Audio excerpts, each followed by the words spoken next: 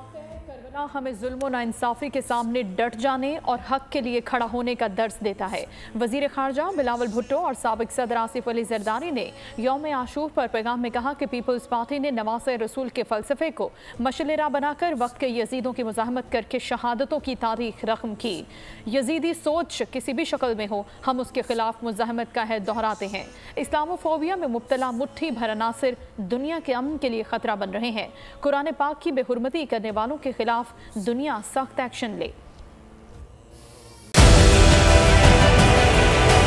Digital loan scam, आवाम को कर्जों के जाल में फंसाकर लूटने वाले भेड़िए बेनकाब। बोल की काविशें बाराबर साबित हो गईं। ऑनलाइन कर्ज माफिया के गिर्द घेरा तंग हो गया है। बोल ने दिया अपने आवाम का साथ, उठाई इस स्कैम के खिलाफ आवाज। बोल की डिजिटल लोन स्कैम के खिलाफ आगाही मुहिम की सबसे बड़ी ट्रांसमिशन 59% आवाम ने देखी अपनी स्क्रीन पर, क्योंकि बोल है पाकिस्तान का नंबर 1 न्यूज चैनल। सब्सक्राइब करें और बेल दबाएं ताकि कोई खबर रह न जाए।